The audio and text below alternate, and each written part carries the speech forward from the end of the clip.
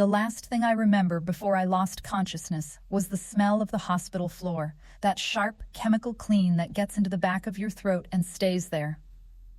I remember the ceiling tiles moving above me. I remember someone's hands. And I remember thinking, my family will come. They always come. They did not come. Not that first night. Not the second. And by the time I understood why, everything I had spent 61 years building, the house, the savings accounts, the land my late husband Harold left in my name, all of it was already moving. Not into thin air, into their hands. What I did not know yet was that a 29-year-old nurse named Amanda Reyes had already heard everything. She had been standing in the hallway outside room 114 at St. Catherine's Medical Center in Columbus, Ohio, holding a clipboard and a cup of coffee that had gone cold. And what she heard on that phone call would eventually undo all of it. But I am getting ahead of myself. My name is Dorothy Ellen Marsh. Most people call me Dot. I was born in 1963 in a small town called Granville, Ohio, and I have lived within 30 miles of that town my entire life. I am not a dramatic person. I do not enjoy conflict.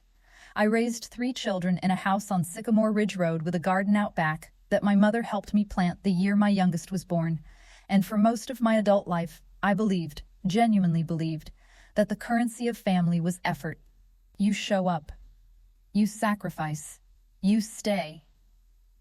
I want you to understand what I mean when I say I gave them everything, because I need you to feel the weight of that word, everything, before we get to what they did with it. My eldest Kevin is 53 now. He works in commercial real estate out of Dublin, Ohio, sharp dresser. Good handshake. He learned that handshake from Harold before Harold passed in 2019, and every time I used to see Kevin do it, firm, 2 pumps, direct eye contact, it would put a small ache in my chest because it was so much like his father. That ache made me trust Kevin in ways I probably should not have. My daughter Renee is 47. She lives about 20 minutes from me in Westerville with her husband Craig and their 2 teenagers. Renee has always been the one who called regularly, the one who brought food when I was sick, remembered my doctor's appointments, texted on Sundays. Of my 3 children, she was the one I leaned on the most after Harold died. Looking back, I wonder now whether I leaned so hard that I actually gave her leverage I never meant to give. And then there is Marcus, my youngest, 44 years old, lives in an apartment in Columbus he has been in for 11 years, works in it. Marcus and I have always had what you might call a complicated relationship, not because either of us is a bad person, but because we are too similar in the ways that cause friction and not similar enough in the ways that would smooth it out. We argue. We make up. We argue again. He has borrowed money from me more times than I can count, and I have given it more times than I should have. That is not blame. That is just the truth. After Harold died, the 3 of them sat down with me and we had what I thought was a good conversation about the future. About the house, about the savings, about what I wanted. I told them clearly I do not want to be a burden. I want to remain in my home as long as I am capable. I want my wishes respected when I can no longer speak them. They nodded. Kevin said he would look into getting proper legal documents drawn up. We hugged in the kitchen on Sycamore Ridge Road, and I made coffee and we talked about Harold for 2 hours, and I went to bed that night feeling, for the first time in months, something close to peace. That conversation was in March of 2021. The documents Kevin talked about were never drawn up, at least not the ones I was thinking of. I need to pause here and be honest with you about something, because this story does not work if I present myself as someone who had no part in what happened. I had a part, not in the betrayal, I want to be very clear about that, but in the conditions that made the betrayal possible. I am a person who does not like paperwork. Harold always handled the financial side of our life together. And when he died, I found myself looking at account statements and property records and insurance documents and feeling a kind of paralysis that I could not explain to anyone who had not experienced it. It was not stupidity. I have a degree in education from Ohio State. I taught 5th grade for 22 years. But there is a particular kind of helplessness that grief carves out of you, and it sits in the exact spot where your practical self used to be. So I delegated. I handed things over. Kevin became the person I called when something needed figuring out. Renee became the person who helped me manage the household, paying certain bills online, setting up automatic transfers, keeping an eye on my health insurance paperwork after my plan changed. Marcus, less so. He was not particularly organized. But Kevin and Renee, I trusted them with the architecture of my life. And I did it voluntarily. And I did it because I was tired and sad, and I thought that was what family was for. And for 2 years it seemed fine. It seemed more than fine. Kevin came by on holidays and birthdays.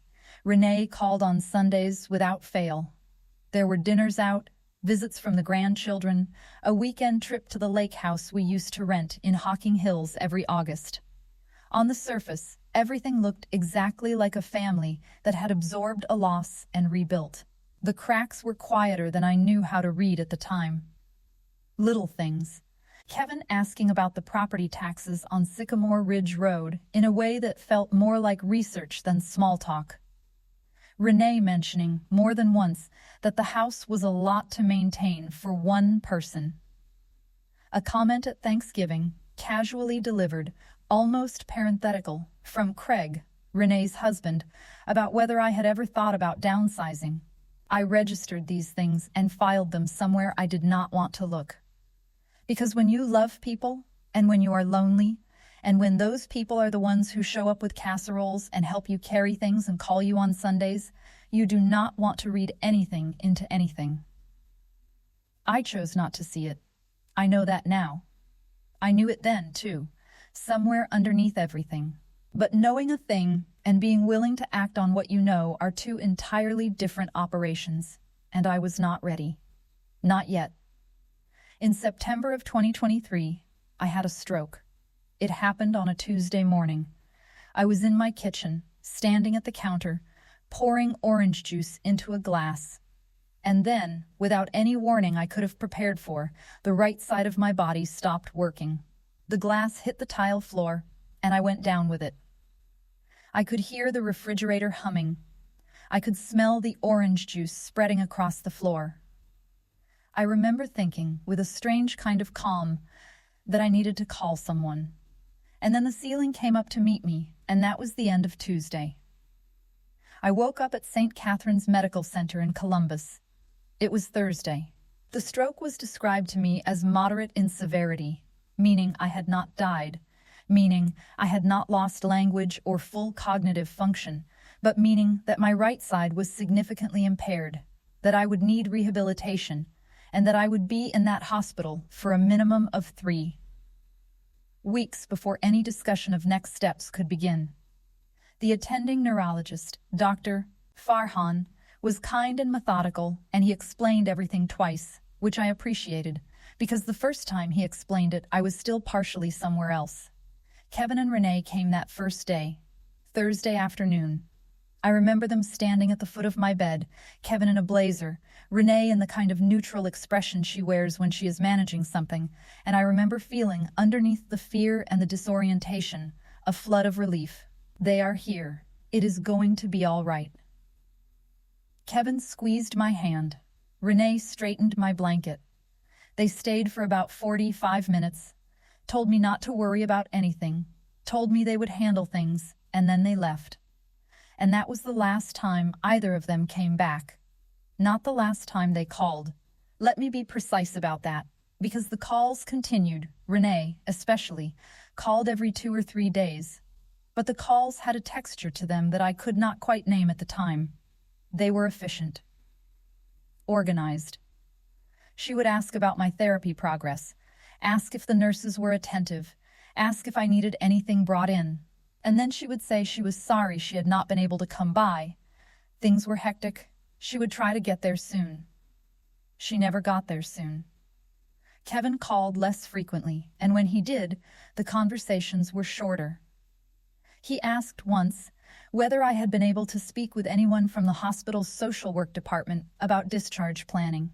That struck me as an odd question, not warm, not worried, just logistical, like he was tracking a project timeline. Marcus did not call at all for the first 2 weeks.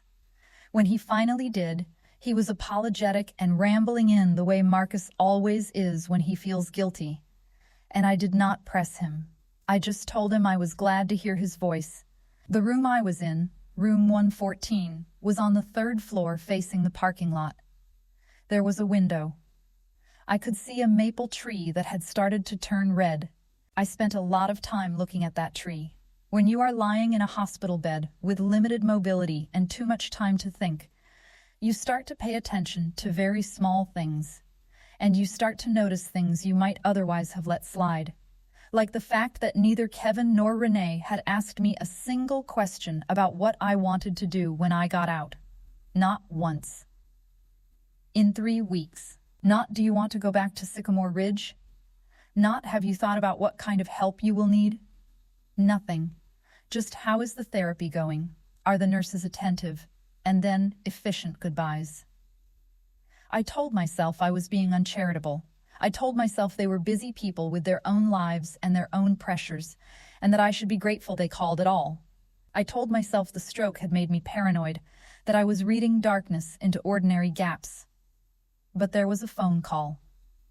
And I had heard part of it, not all of it, not enough to understand, and what I had heard had planted something in me that I could not uproot.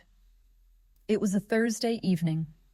About 11 days into my stay, I had been moved from the acute care unit into the rehabilitation wing, and the rooms there had thinner walls and doors that did not close all the way because the hinges needed adjustment and no one had gotten around to fixing them. My door sat about 2 inches open. Always. I was not asleep. I was doing the hand exercises my occupational therapist had given me, squeezing a small foam ball in my right hand, trying to rebuild the neural pathways that the stroke had disrupted. It was tedious, repetitive work, the kind that leaves your mind idle. I heard a phone ring in the hallway, not unusual. Then a voice, a woman's voice, clear and professional, answering, "Rehab Wing 3, this is Amanda." A pause. Then, quieter, moving slightly away. "Yes, I can check on her status." "Who am I speaking with?" Another pause. And then, very clearly, through that 2-inch gap in my door, "I am sorry. I cannot discuss a patient's discharge timeline with anyone who is not listed as medical power of attorney." "Do you have that documentation?" I stopped squeezing the foam ball. I did not hear the rest of that conversation. The nurse, Amanda, I now know, had moved further down the hallway, and her voice dropped below the level I could catch. But I lay there in that bed, under those flat hospital lights, and I thought about 3 things in rapid succession. First, who had called asking about my discharge timeline? Second, why would anyone need to know my discharge timeline unless they were planning something that required knowing when I would be out of the picture? Third, medical power of attorney. I had never signed a medical power of attorney document. I had discussed it with Kevin twice after Harold died. He had said he would look into it. I had assumed nothing had been drawn up because we had never circled back. But what if something had been drawn up? What if something had been drawn up without me? I want you to sit with that for a moment. Not the legal implications. Not the logistics. Just the feeling of lying in a hospital bed 31 days after a stroke and realizing that someone you love might be doing paperwork about your life while you are still in it. That is a very specific kind of cold. It does not feel like betrayal yet. It feels like a draft coming in under a door you thought was sealed. I put the foam ball down. I looked at the maple tree through the window. Most of the red leaves had fallen by then, and I started paying very close attention to everything. If you are watching this and something about this feels familiar, that particular silence from people you trusted, you already know where this is going, even if I have not gotten there yet. And if you want to know what Amanda heard on that phone call, and what I found out about what Kevin and Renee had already done while I was lying in that bed, stay with me. Because the next part is where it gets very, very cold. If this kind of story hits close to home, there are more of them here. And I think you already know why I keep telling them.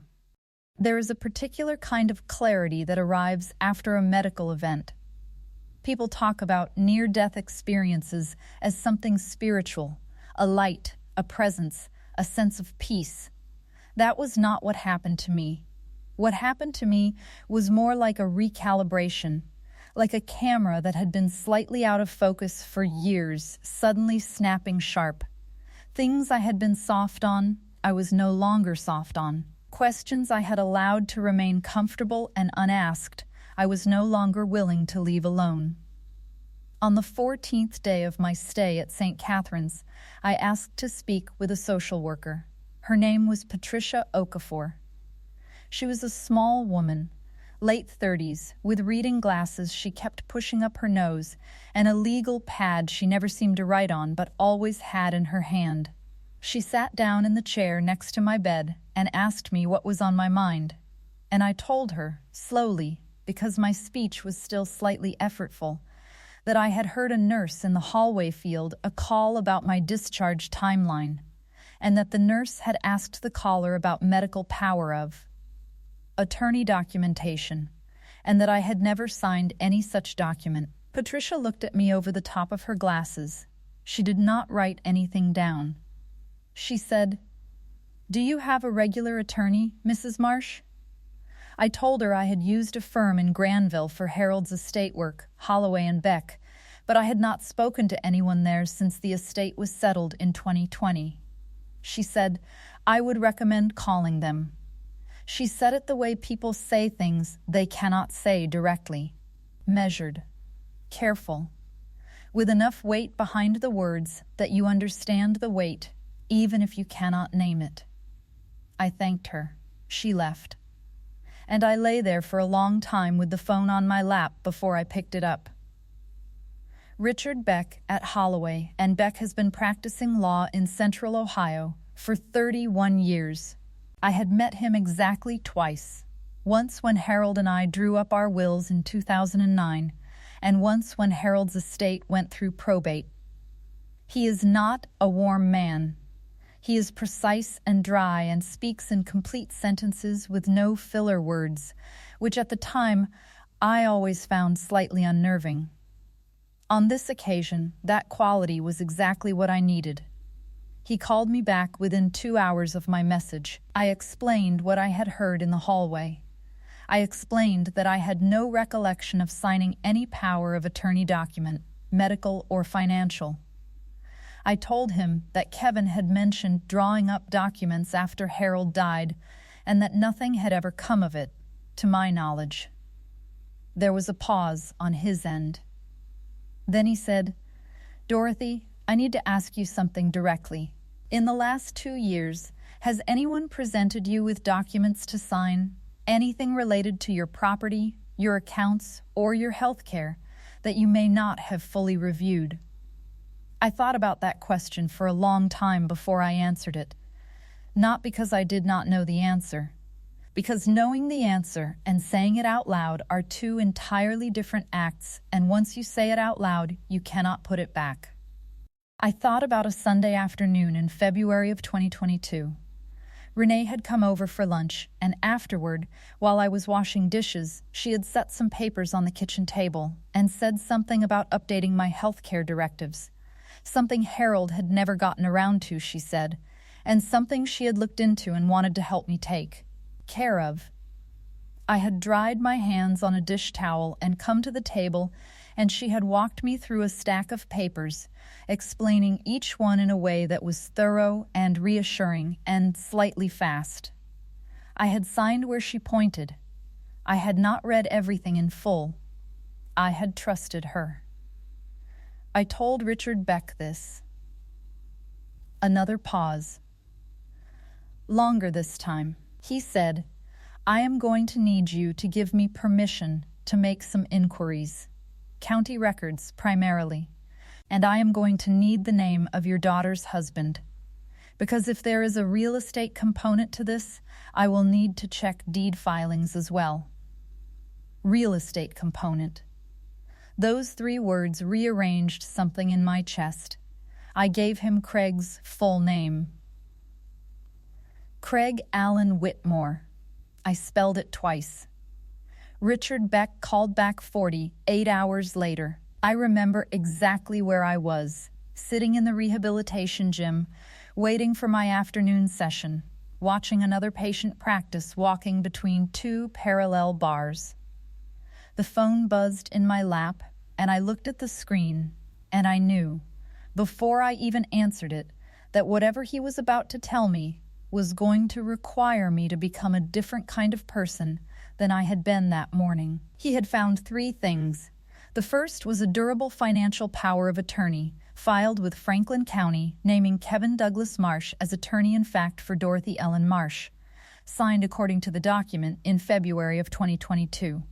Notarized. The second was a healthcare proxy directive, also dated February 2022, naming Renee Ann Whitmore as Dorothy Ellen Marsh's healthcare agent with full decision-making authority in the event of incapacitation. The third, and Richard Beck's voice changed slightly when he got to this one, not dramatically, just by about half a degree, was a deed amendment filed 6 weeks prior, in August of 2023, 1 month before my stroke. The deed to the property at Sycamore Ridge Road had been amended to add Craig Allen Whitmore as a joint tenant with right of survivorship. I did not say anything for a moment. Richard Beck let the silence sit. He is good at that. Then I said, I did not sign a deed amendment. He said, I know. He said he would need to obtain the original document to examine the signature.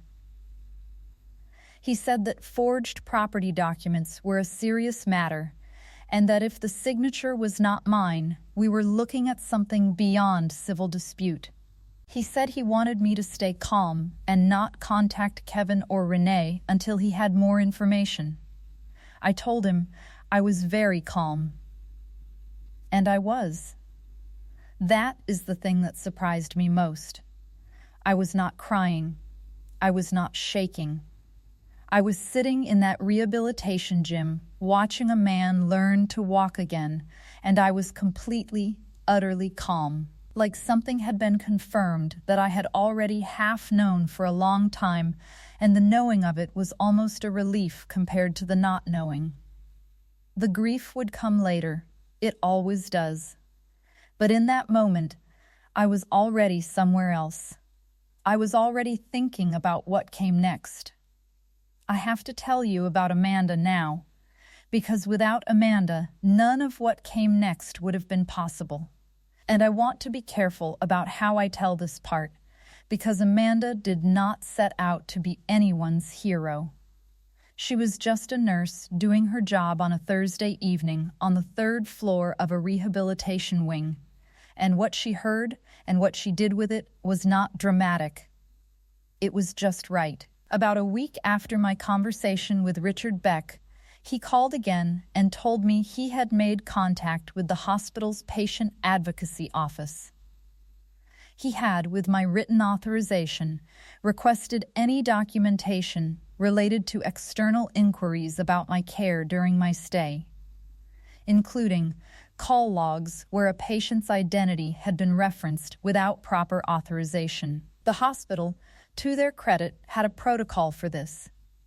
Calls to nursing stations about specific patients were logged.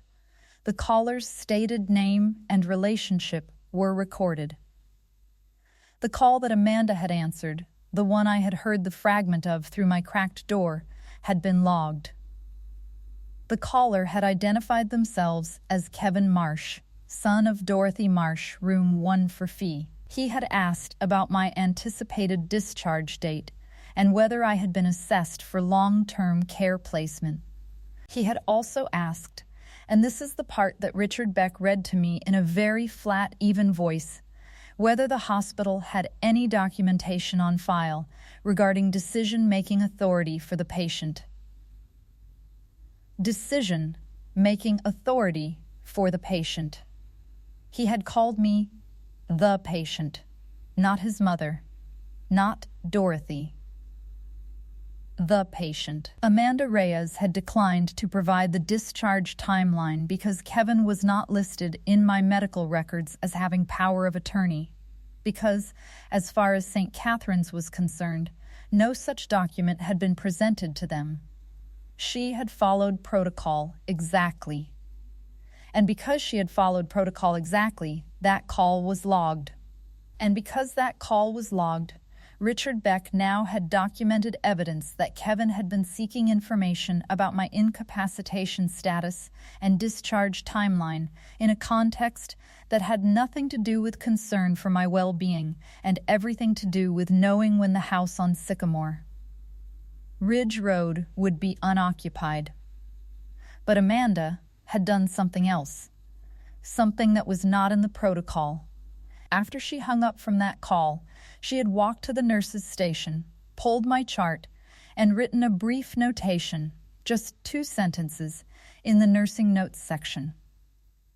It read, "Patient's son called inquiring about discharge timeline and decision-making authority. Patient was not informed of this inquiry per caller's request. Noted for record."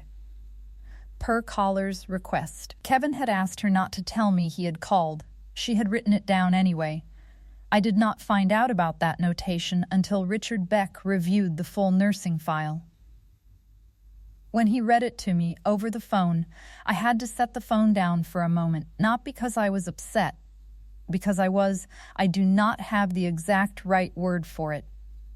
Moved, maybe, by the fact that a woman I had never spoken to, a woman who owed me absolutely nothing, had taken 45 seconds out of her shift to write down a truth that she understood might matter to someone later.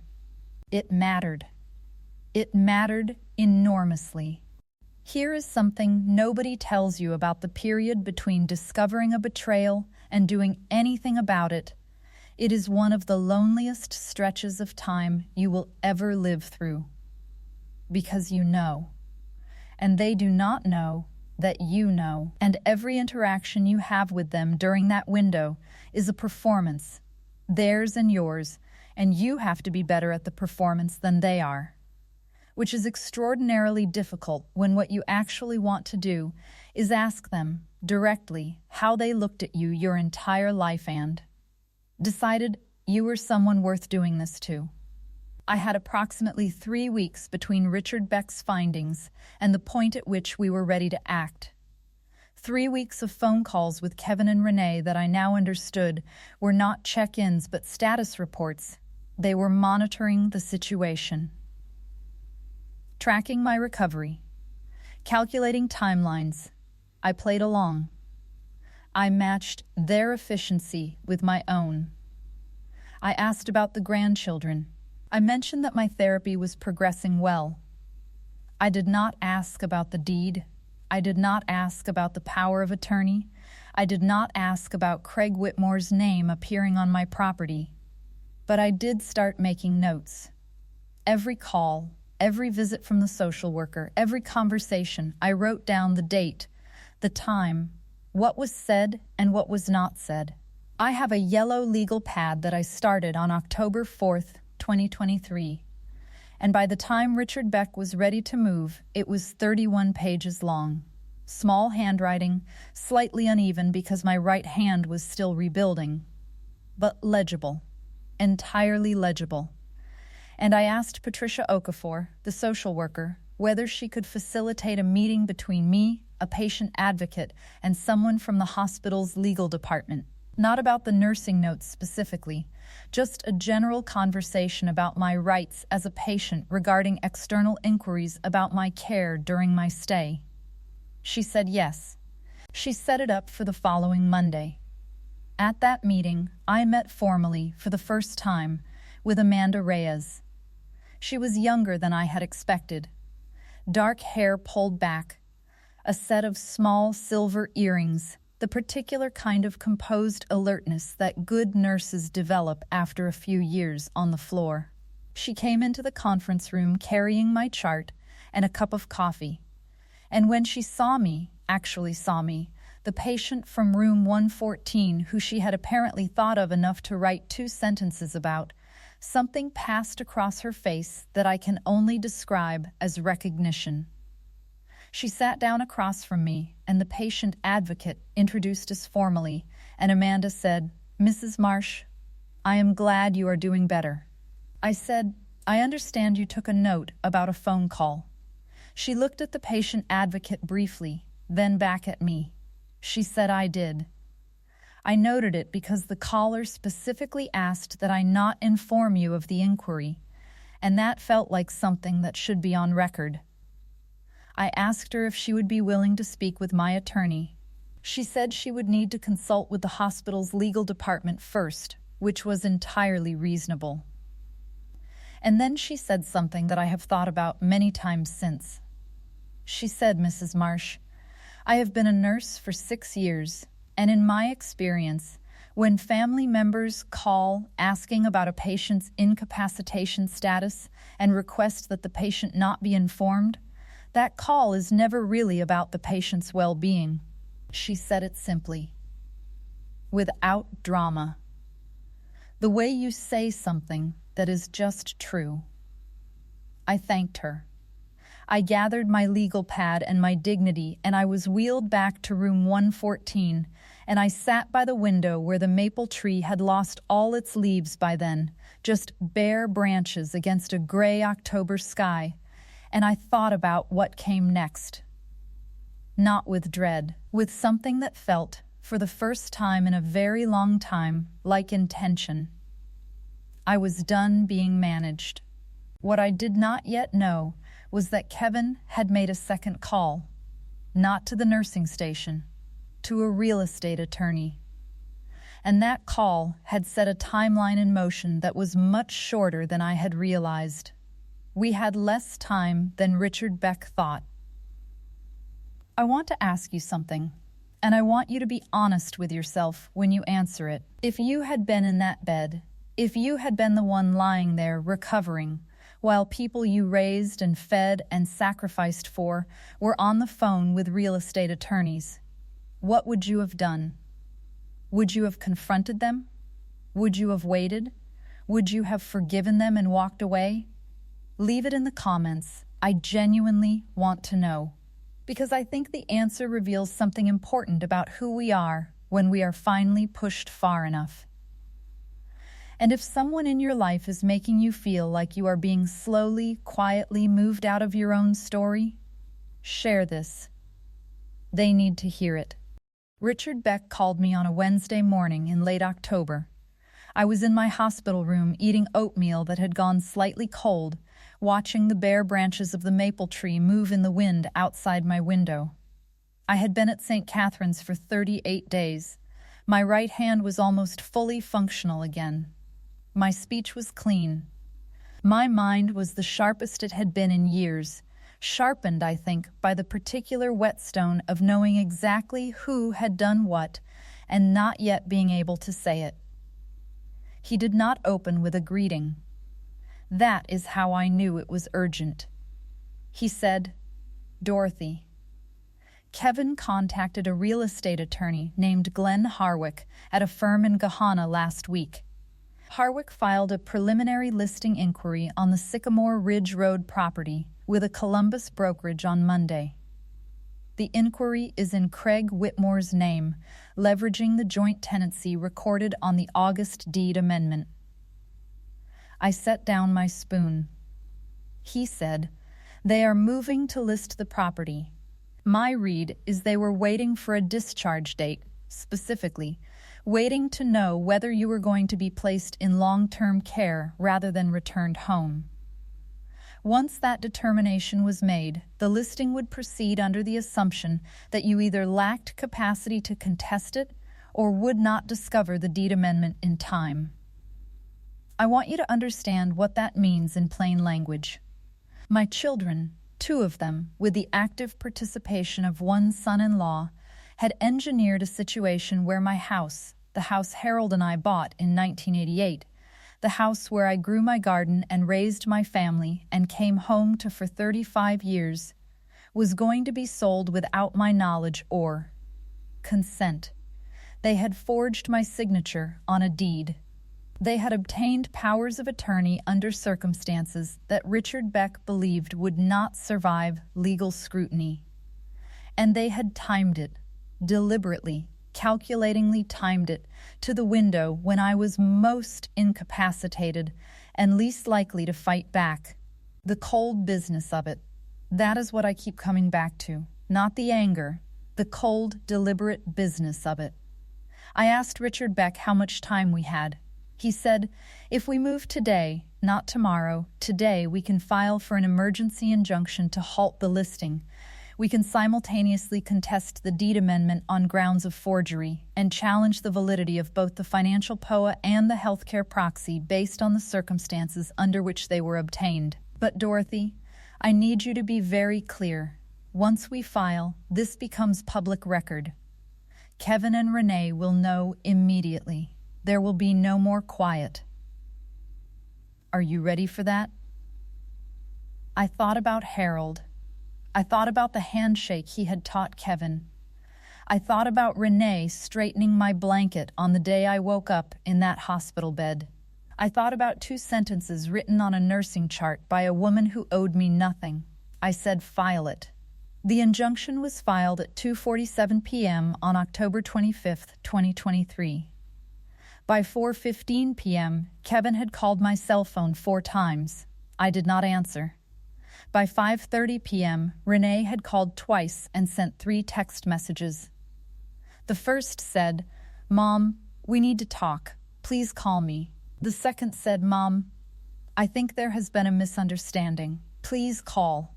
The third said nothing. Just please. I did not answer those either.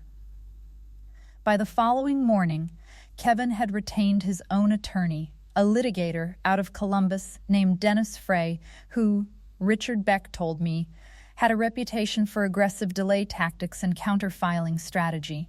Kevin's first move was to submit an affidavit asserting that the financial power of attorney had been obtained with my full knowledge and consent, and that the deed amendment had been executed as part of estate planning I had requested. He said I had asked for it. He put it in a legal document, signed his name to it, and submitted it to the Franklin County Court of Common Pleas. He said his mother had asked him to handle her affairs because she was overwhelmed after her husband's death, and that everything done had been done in her interest. That is the moment I stopped feeling anything complicated about Kevin. Because there is a version of betrayal that is impulsive, born from desperation, from poor judgment, from a moment that got away from someone. That version carries some room for understanding. And then there is this version. The version where, caught and cornered and facing the consequences of a 2-year scheme, you look at a judge and say, she asked for it. He calculated, right to the very end, that I would not be able to prove otherwise. That is what makes it a cold business decision rather than a crime of passion. He did not panic. He pivoted. He had a counter-narrative ready. What he did not know, what neither Kevin nor Renee nor Craig Whitmore knew, was what Richard Beck had already assembled. This is the part that nobody makes movies about. Because the truth is, justice, when it actually arrives, does not arrive in a courtroom speech or a dramatic confrontation. It arrives in folders, in certified copies, in timestamps and notary seals and nursing chart notations and the patient, grinding work of people who know exactly what they are looking at. Richard Beck had the original deed amendment. He had submitted it to a forensic document examiner, a retired FBI analyst named Dr. Carol Simmons, based in Cincinnati, who compared the signature on the deed to verified samples of my handwriting from other documents. Her analysis was unambiguous. The signature was not mine. The pen pressure was wrong. The letter formation was inconsistent with my established writing patterns in ways that were measurable and documentable. She was prepared to testify. Richard Beck also had the notarization. The notary who had supposedly witnessed my signature on the deed amendment was a woman named Patricia Galloway, who worked out of a Up store in Westerville. When Richard Beck's investigator contacted her, she stated, and later provided a sworn affidavit to this effect, that she had no recollection of notarizing the document in question, that the date listed was a Saturday on which the Up store was closed, and that her notary seal had been reported lost approximately 18 months prior. Her seal had been reported lost. Someone had used a lost notary seal to authenticate a forged signature on a deed that transferred partial ownership of my home. Think about that for a moment. Think about the planning that requires. Think about the window of time across which that planning had to occur. This was not an impulsive grab made in a moment of financial crisis. This was architecture. Quiet, patient, deliberate architecture built around the assumption that I would never look closely enough to see it. And then there was Amanda. The hospital's legal department had reviewed Amanda Reyes' situation and determined that her nursing chart notation constituted a legitimate part of my medical record, which I had full legal right to access and share with my attorney. They also confirmed, with Amanda's consent, that she would be available to provide a sworn statement regarding the phone call from Kevin, the call log, her recollection of its content, and the specific request that I not be informed. Amanda's statement was 4 paragraphs long. It was precise, professional, and entirely devastating in its simplicity. She noted the date, the time, the caller's stated identity, the nature of the inquiry, and the request for non-disclosure. She noted that she had followed hospital protocol in declining to release information without proper documentation. She noted that she had made the chart entry because she believed it was relevant to the patient's ongoing care. 4 paragraphs, delivered in the quiet, factual voice of someone who had simply been paying attention. Richard Beck told me, when he read me Amanda's statement over the phone, that it was one of the cleaner pieces of contemporaneous evidence he had seen in 31 years of practice. Because it was not interpretation. It was not recollection assembled after the fact. It was a note written in real time by a credentialed professional who had no personal stake in the outcome. Kevin's counter-narrative had no answer for Amanda Reyes. Dennis Frey, Kevin's attorney, filed 2 motions to suppress the nursing chart documentation on grounds of healthcare privacy. Both were denied. The judge, the Honorable Margaret Claiborne of the Franklin County Court of Common Pleas, a woman who, from everything I could gather, did not appreciate having her time wasted, reviewed the evidence stack and scheduled a hearing for December 8, 2023. I was discharged from St. Catherine's on November 3rd. I went home to Sycamore Ridge Road, my house. I walked through the front door with a cane, and I stood in my kitchen, and I put my hand flat on the counter where I had stood the morning of the stroke, and I just breathed for a while. The maple tree in the backyard was completely bare, but it was still there. Kevin called me once between my discharge and the December hearing. It was a Sunday evening, about 3 weeks after I got home. I was in the kitchen making soup. The phone rang, and I looked at the screen, and I thought about not answering. And then I thought, no, I want to hear this. He said, Mom, just that at first. Then, I need you to understand that everything I did because I was worried about you. Because after Dad died, you were not managing things well, and I did not know how to talk to you about it directly. I let him finish. Then I said, Kevin, you put Craig Whitmore's name on my house. Silence. I said, you forged my signature on a legal document. You called the nursing station at the hospital where I was recovering from a stroke and asked them not to tell me you had called. You were going to sell my home. More silence. And then, very quietly, in a voice I did not entirely recognize, we were going to share the proceeds with you. You were going to be taken care of. Taken care of. He believed that. Or he needed himself to believe it.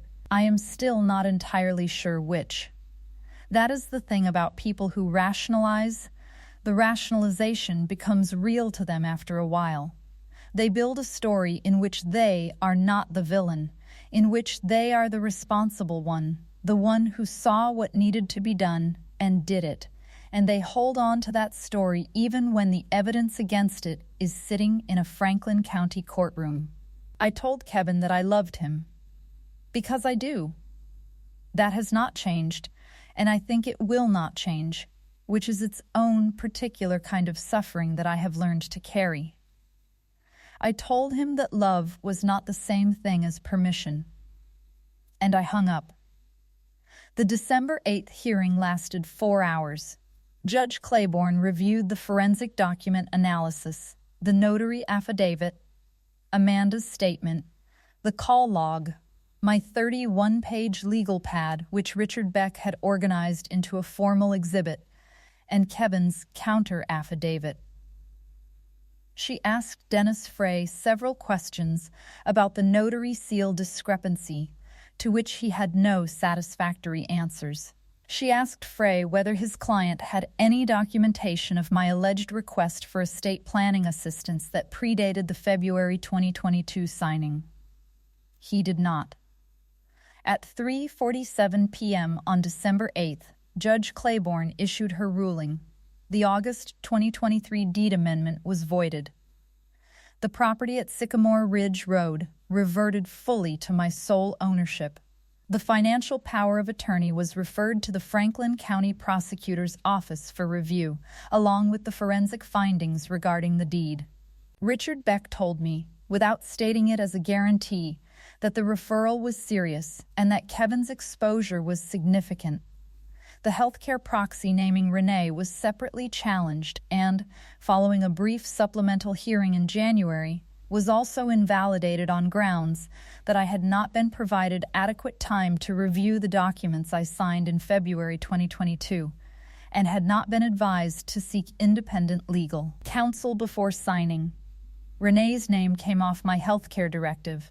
Kevin's name came off my finances. The house stayed mine. I want to be honest with you about what winning looked like. Because I think if you are watching this hoping for a clean ending, a courtroom moment where justice arrives like a thunderclap and everyone goes home sorted, I have to tell you that is not what this is. Kevin retained Dennis Frey through the prosecutor's review process. I do not know, as of the time I am telling you this, whether charges will be filed. Richard Beck believes they may be. I have tried to find a way to feel something clear about that, either wanting it or not wanting it, and I cannot. It sits in me like a stone that is neither hot nor cold. Just wait. Renee and I have not spoken since November. She sent a card at Christmas. It said she was sorry things had gone the way they had. Not sorry for what she had done. Sorry for how it had gone. There is a difference. I read it twice to make sure I was reading it correctly, and I was. Marcus called me in January. He did not know the full extent of what Kevin and Renee had attempted, or so he says, and I believe him, because Marcus is many things, but he is not a good enough actor to fake the kind of genuine shock I heard in his voice. He cried, actually, which undid me a little, because Marcus does not cry easily. We talked for 2 hours, and at the end of it he said he wanted to come by, and I said yes, and he did, and we sat in my kitchen, and he helped me put up the new shelves in the pantry that I had been meaning to do since Harold died. It is not nothing. It is not everything. But it is what we have. I think about Amanda Reyes sometimes. I sent her a card through the hospital's official channels because I did not have her personal address, and I wrote that she had changed my life, and I meant it. And I meant it in more ways than just the legal outcome. Because what Amanda did was remind me that paying attention to someone costs nothing and means everything. She did not set out to save me. She was just present enough and conscientious enough to write down what she saw. I have tried to do more of that myself since. My garden is coming back. I planted tulip bulbs in October before the ground froze, and they are beginning to push through now. Small, green, stubborn. The maple tree in the back has its buds on. The house on Sycamore Ridge Road smells like coffee in the morning and the old wood of the floors in winter. And sometimes, when the light comes through the kitchen window at a particular angle, it looks almost exactly the way it did when Harold was alive. I am 61 years old. I survived a moderate stroke. I survived something that required a different kind of recovery than the medical kind. The recovery of knowing clearly who people are and choosing, with full information, how much of yourself to give them. That is a harder rehabilitation than learning to grip a foam ball again. But I am working on it. Here is what I know for certain. I know that the house is mine. I know that a 29-year-old nurse wrote 2 sentences on a chart, and those 2 sentences became the thread that unraveled everything they had built. I know that Richard Beck billed me for 114 hours of legal work, and I paid every single invoice without complaint, and it was worth every cent. And I know this. The people who try to move you out of your own story while you are still in it, they count on your trust. They count on your love. They count on the fact that you would rather believe the best of them than see the truth clearly. They count on you being too tired, or too sad, or too grateful for the Sunday phone calls to ask the questions that need asking. Do not let them count on that. Pay attention. Ask questions. Write things down. And if someone you do not know, someone who owes you nothing, someone carrying a clipboard and a cold cup of coffee on a Thursday night shift, takes 45 seconds to do the right thing on your behalf, do not forget it. That is the world working the way it is supposed to. It does not happen often enough. But when it does, it is everything. If you have stayed with me through all 3 parts of this story, thank you. I do not say that lightly. These are not easy things to tell, and they are not easy things to hear. But they are true, and I believe true things are worth the discomfort. If this story made you feel something, if it brought up something from your own life, your own family, your own version of a Sunday phone call that was never really about love, I want to hear it. Tell me in the comments. Tell me what you would have done. Tell me whether you would have filed the injunction or whether you would have let it go. Because I think most of us at some point face a version of this choice. Maybe not a forged deed, maybe something quieter. But that same question, do I fight for what is mine, or do I let it go to keep the peace? I chose to fight. I am still living with the costs of that choice. I do not regret it. If you know someone who needs to hear this story, someone who is being slowly moved out of their own decisions, their own home, their own life, please send this to them. Not because I want the views. Because sometimes the right story arrives at exactly the right moment, and it gives someone the language for something they did not know how to name. Stories like this exist. They happen in quiet houses and on Sunday phone calls and in hospital rooms where the door does not close all the way. That is why I tell them.